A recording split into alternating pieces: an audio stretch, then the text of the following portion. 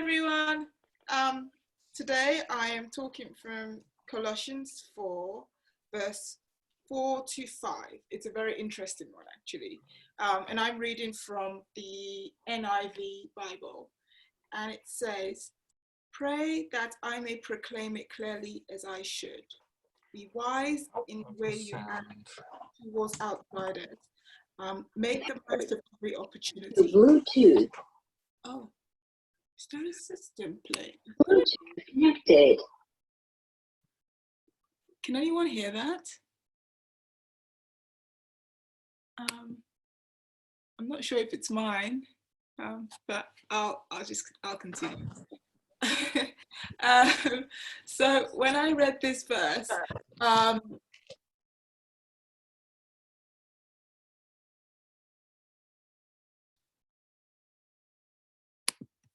Julian, could you please unmute me?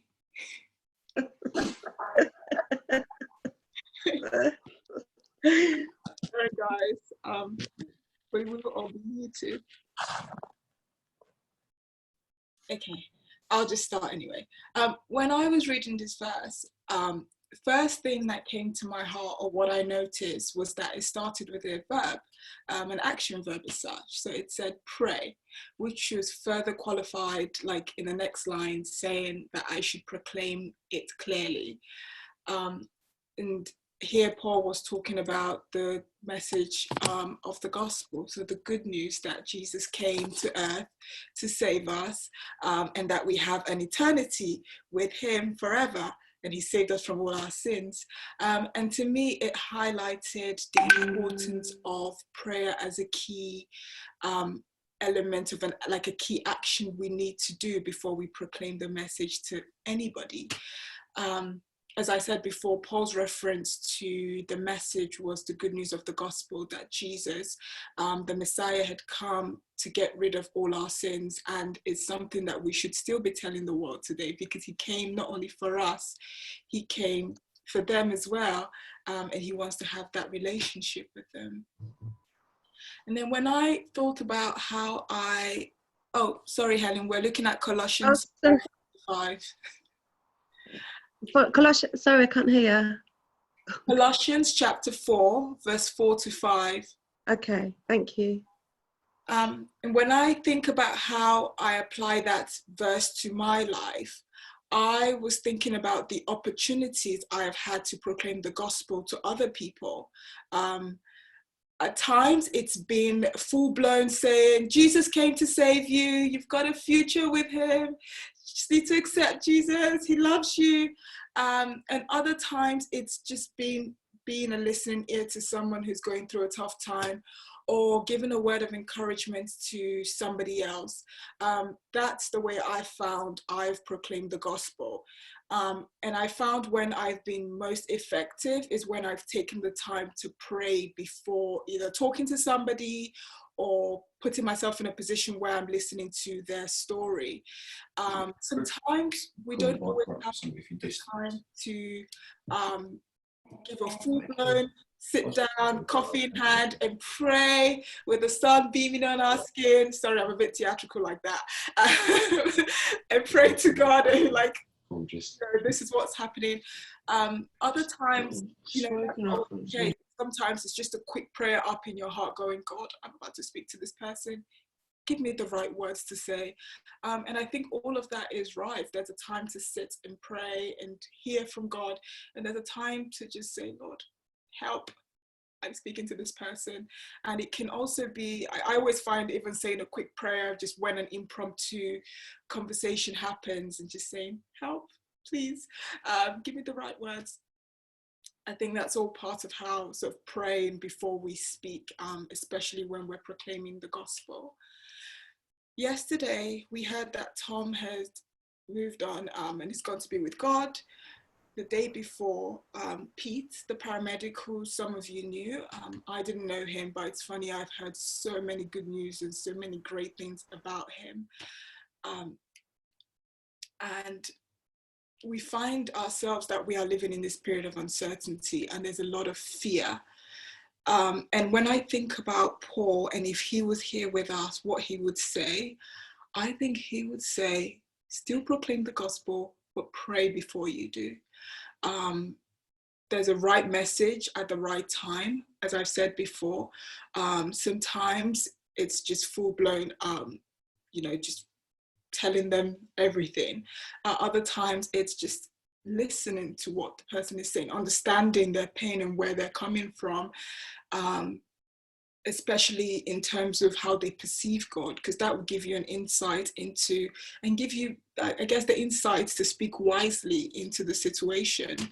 I love listening to Christian apologetics and sort of Christian speakers like John Piper. I absolutely, yeah, it's just fun. I actually listen to them like once a day whilst working. And a common theme with a lot of these guys is that they pray before they speak so that they are more effective in speaking the gospel. So yeah, that's that first part. And then the second part, which is verse 5, talks about being wise in the way we act towards outsiders. Now, this was the most interesting part for me, actually, because it's something that we can apply and we should always think about as well. And when I thought about it, I was thinking about the importance of character and the importance of my character in how I proclaim the gospel. People may not always listen to our words, but people will see our actions and they will notice our character. Parents, you can vouch for this. Sometimes you tell your kids something and they're not even listening, but they're listening to your actions and how you behave and how you carry yourself. Our character is also a way of proclaiming the gospel, and people, dare I say, tend to listen to your character and my character more than they listen to our words. Yesterday, Richard spoke about his colleague at work who, the lady who just did, her job was drudgery and tough and not fun, but she did it with a smile and she did it well. And how that was noticed that she was a Christian. I want to counteract that story. So I had a colleague who I worked with in previous years who actively told people that she was a Christian, but the way she worked was just, she always complained about everything. And she didn't work in a manner that glorified God. She came in late, she left early. I don't mean you should work crazy hours, but work within the hours allocated. She just moaned. And then she would talk about the gospel. And my colleagues actually used to say, well, if you're a Christian and you act like this, I'm not really sure I want to follow this God, because her character wasn't living up to what she was saying. And she would have been more effective if she had done the other way around. So her character was of integrity. And then people asked her what was different about her. There's a lady called Maya Angelou, you guys have probably heard of, or not heard of. She always said, people will notice, especially when you're gone, people will notice how you make them, they'll notice how you make them feel. And dare I take a step forward, they wouldn't always, sorry, I'm going to say this properly. People wouldn't always listen to what you say, but they'll listen to how you make them feel. And dare I take this a step forward and say they'll notice your character. My auntie passed away on the 6th of May. I'm sorry I keep talking about death, but it was the only thing that kept coming to my mind. My auntie passed away on the 6th of May. She's not really an auntie. She's my mom's really close friend, but in our culture, we tend to treat friends as family as well. So we call them aunties because they've been with us through our journey of life and they have the authority to speak into our lives. She passed away on the 6th of May due to coronavirus. And when people speak about her in group chats, on the telephone, her colleagues, because they called to sort of send their apologies, everybody kept talking about her character. They didn't know this woman was a Christian. All they spoke about was her character, that there was something different about her, that they don't know what it was, but it was something different.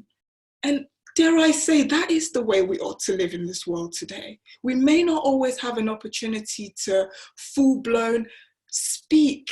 There's a time and place for everything. Esther in the Bible didn't reveal that she was a Jew, first of all, to the king. There was a time and place, but I imagine the way she carried herself would have been different from the others. that's a different story and context in itself anyway.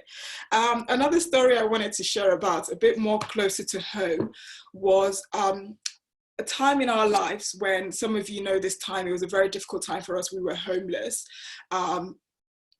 And we were staying with my mum's friend, Auntie Margaret. Sorry, I keep saying aunties. They're not really my aunties, but you get the gist. Auntie Margaret. And I think Alistair knows her. And Auntie Margaret's not very well, but she had a cleaning job at Black and Veatch. And when she was unwell, due to like arthritis in her back, my mum would go in to help her with her work so she can get, Auntie Margaret could get paid. So my mum would step in and help out as a cleaner at Black and Veatch. And my mum used to come home and tell us, every time she stepped in for Auntie Margaret, she would say, there's this man and woman in the office, they sit on different teams. I don't know who they are, but there's something different about them. Note, at this point, we didn't go to Christ Central. We went to Holy Trinity Church. We were members of Holy Trinity Church in Red Hill. And my mom said, there's something different about this man and woman. I don't know, like there's, I'm just putting my mom's voice, by the way. Sorry if my accent keeps changing. She goes, I don't know. There's something different about them. And the other cleaners keep saying it as well. They're so kind. The way they treat us like we're humans. They don't look down on us. They treat us with respect. And it's not just me, it's the other cleaners have said this as well. Lo and behold, a couple of months later, we started coming to Christ Central Church, then Reigate and Red Hill Community Church. And my mom literally pointed after church and went, that's the man and woman I was talking about. She was talking about Lucy and Hitesh. And she went, now I understand why there's something different about them. They are Christians. And when I spoke to her about it, diving deeper into it and just asking herself what was going on, what was it that stood out to you about them? And what my mom said was that it was the way they treated people that other people treated badly. So other people would just chuck stuff at them, not acknowledge them like they were humans. I mean, being a cleaner, I've done it. It's not the most glamorous job in the world. And people sometimes forget that they are humans as well, and they have a life. And yeah. And she said it was the fact that somebody was treating her in a way that gave her dignity, that felt like she was human. Someone showed dignity and respect to her. And I guess just drawing this part to a close, that was the biggest witness Lucy and Hitesh were given to cleaners, are people that society may not always look at as of equal standing with them. That was a testimony in itself. And my mom, when she went back, told them that these people are Christians. Now, I don't know how the story unfolds. I don't know what other people were going through in their lives. I don't know if somebody was struggling with the concept of faith and God and where they were. I don't know all of that. But what I do know is the fact that Lucy and Hitesh had carried themselves in a manner that, you know, exuded Jesus, that someone else was able to see that they were Christ and tell others. It's good for the gospel. It's part of proclaiming the gospel, because somebody who may be going through a tough time and may be struggling with something else could say, maybe I can look to those people's God because they treat me with respect. I don't know. It may be something for somebody else. But the summary of all of this is, as well as telling people about the gospel, in a time like this when it's very tough and it's just tough. Let us act in a way that brings God glory. And it may not be just full-blown shouting the message. It might be an encouragement to somebody. It might be acknowledging someone else. It might be a smile. I just feel like all of that is all part of the story of talking to somebody else about Jesus. And who knows what doors of opportunity will open for us. So yeah, that's my message for today. Sorry, I've kind of rambled on a bit. So yeah, that's it. It would be great maybe if we could split ourselves into groups and just pray for each other. I think really pray that God will use us. Oh, sorry. But maybe pray that God will use us in this season to actively talk about Jesus, especially when people are hurting, that God will give us wisdom. That would be great.